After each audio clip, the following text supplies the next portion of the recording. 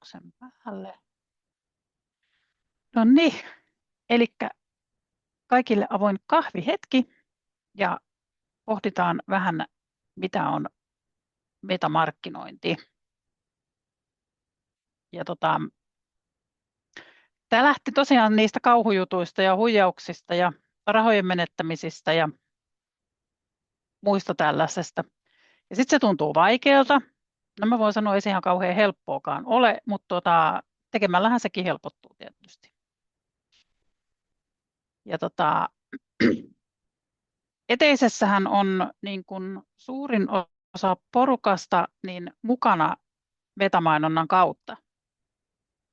Eli sanoisin, että olisikohan joku sellainen 60-65% on tullut metamainonnan kautta. Eli kyllä se toimii, kun tietää mitä tekee.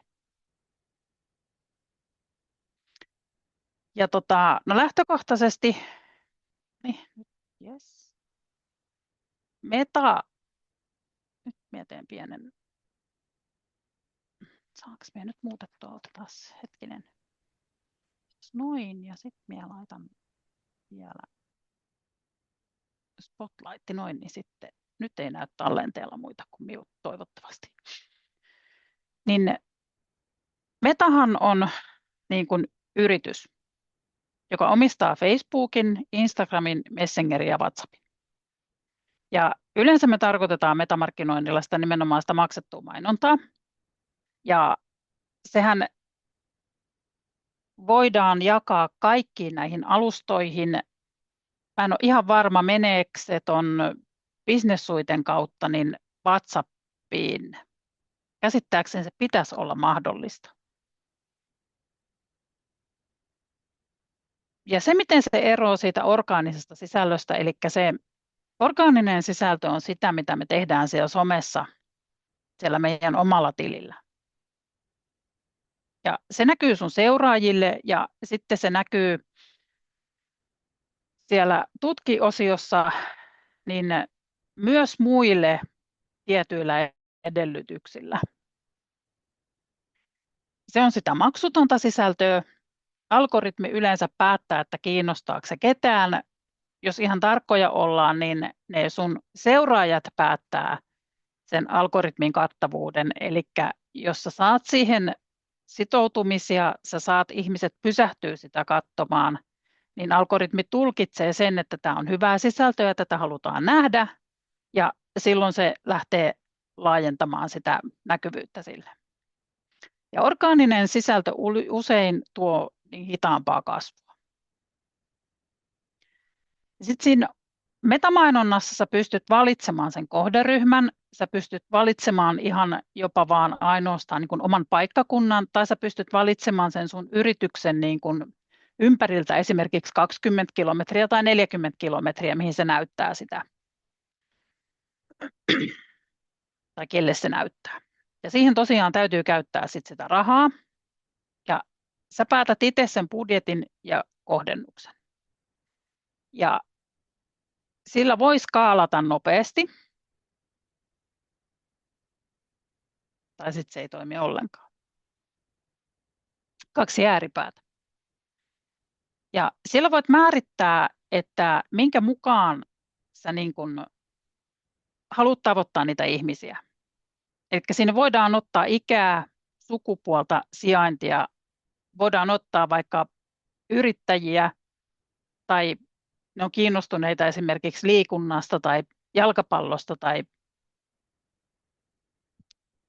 mindfulnessista. Tai sitten voi ottaa käyttäytymisen perusteella, on esimerkiksi vierailu sun sivustolla. Ja se on kiinnostava vaihtoehto, etenkin jos orgaaninen kasvu, eli sen maksuton sisällön tuottaminen tuo hidasta kasvua, eikä tahdo oikein löytyä uusia ihmisiä. Mut siihenkin yleensä auttaa sit se, että vähän aktivoituu lisää siellä somessa.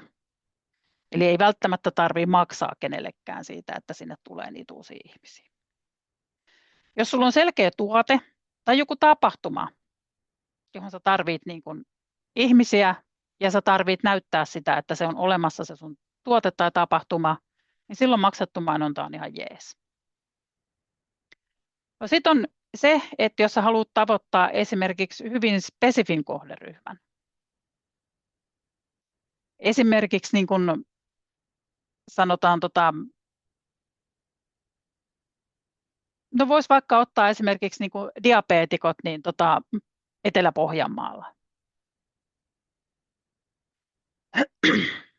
Ja sitten milloin on hyvä niin metamarkkinointia tehdä, niin silloin kun se sun sisältö toimii jo orgaanisesti, niin sä voit sillä maksetulla mainonnalla tavallaan niin kuin vahvistaa sen vaikutusta. Ja meille introverteille ja herkille yrittäjille maksetun mainonnan hyvä puoli on siinä. Se tekee töitä silloinkin, kun me nukutaan. Me voidaan olla palautumassa. Voidaan viettää vaikka äitien päivää niin kuin eilen ja maksettu mainonta jauhaa koko ajan ihmisiä sinne mukaan sinne sun. Ei tarvitse esiintyä livenä, ei tarvitse soittaa kylmäsoittoja, ei tarvitse olla koko ajan siinä markkinointimoodissa päällä. Mutta hyvä on se, että sä voit tavoittaa sen täsmälleen oikean ihmisen. Ja ihan oikeasti pieni budjetti voi tuottaa tuloksia, että silloin kun mä tein kalevalaisia jäsenkorjauksia enemmän, niin mä taisin käyttää 1,5 vuoden aikana, oliko se 45 € rahaa niin kuin metamainontaan. Ja sekin oli jaettuna sillä lailla, että oliko mulla jotain 3 € päiväne ja olisiko enimmillään ollut 5 € ja se oli muistaakseni 3 eri erässä tehtynä se markkinointi. Et sillä voi saada niin kuin halvallakin hyviä tuloksia. Ja sitten sieltä saa dataa paljon, etenkin kun laittaa sen Facebook-pikselin sivuille, jotta näkee sen, että mikä toimii. Mutta sitten siinä on se justiin, mikä on, että se vaatii sen selkeän viestin. Ja sellaisen selkeän, mitä sä tarjoat. Koska jos se sun viesti on epäselvä, eli karkeasti, jos se sun viesti ei puhuttele siellä sun orgaanisessa somessa, niin silloin sä maksat metalle siitä, että se levittää sitä sun epäselvyyttä. Eli se ei toimi silloin siellä maksetulla puolellakaan. Ja se vaatii aina oman oppimisaikansa. Eli karkeasti kun metamainoksen laittaa, niin kannattaa sille antaa aikaa sellainen about 5 päivää, viikko. Ja sitten se ongelma on siinä, että se kylmä liikenne, jota se mainos etsii, niin ei osta niin helposti, ainakaan jos se palvelu on kallis. Eli metamainonta tehdään tavallaan aina niin kuin kylmille ihmisille, täysin kylmille ihmisille. Eli sellaisia ihmisiä, joita tavallaan kutsutaan sinne sun yrityksen maailmaan vastaan.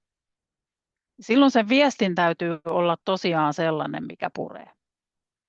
Et se, että mulla toimii tämä eteisen markkinointi, niin on se, että mä tiedän, mitä mä teen, mutta myös se, että mä markkinoin maksutonta juttua. Ja maksuttomaan on aina helpompaa saada, kun että kylmät ihmiset raottaa sitä lompakkoa. Niin tärkein kysymys ennen kuin investoi siihen maksettuun mainontaan, niin on ehkä se, että onko mulla se viesti ja tarjonta, joka toimii orgaanisesti. Edes pienessä mittakaavassa. Että se on testattu, että se toimii, että ihmiset haluaa sinne. Et mullakin oli esimerkiksi eteisen kanssa niin sillä lailla, että kun mä laitoin sen maksetun mainoksen, niin mä olin jo testannut sen viestin, että se puree ihmisiin. Eli siellä oli tullut orgaanisesti porukkaa useampi 10 jo sisään. Ja sitten kun mä laitoin sen pyörimään sillä maksullisella ja mulla oli pikseli apuna, että se etti mulle samankaltaisia ihmisiä, niin se rupesi tekemään ihan jäätävää tulosta. Niin jos se viesti ja se tarjonta ei ole tavallaan testattu ja se ei ole kunnossa, niin ei se metamainonta sitä pelasta. Ja siitä syntyy ne tarinat, että se on huijausta ja kaikki rahat meni sinne. Koska sitten täytyy myös seurata sitä, että viekö se pelkästään vai tuleeko sieltä myös tulosta. Niin se voi olla oikea valinta silloin, jos on valmis investoimaan sekä aikaa että rahaa. Ja sulla on selkeä se, että mitä sä haluat ihmisille tarjota. Mutta jos sä oot tavallaan vasta rakentamassa sitä viestiä tai sitä asiakaspolkua, niin silloin se ei ehkä välttämättä ole oikein. Sitä voi kokeilla pienillä summilla ja katsoa, että lähteekö se menemään mihin suuntaan. Mutta kannattaa tehdä varovasti. Ja siihen ei ole oikeaa tai väärää vastausta. Mutta mä sanoisin, että siihen on oikea ajoitus ja siihen on oikea viesti. Ja sitten on myös sellainen asia, että se hyvinkin toimiva mainos niin voi saavuttaa sellaisen väsymispisteen, jolloin se lakkaa toimimasta. Ja silloin pitää olla sit valmis tekemään nopeita ratkaisuja siihen, että nyt vaikka tuntuu siltä, että vitsi, mutta kun tämä toimi aikaisemminkin, niin ei, se on vedettävä poikki. Noin. Se oli noin 15 minuuttia. Ja nyt mä sammutan tallennuksen, niin voidaan jutella ihan rauhassa.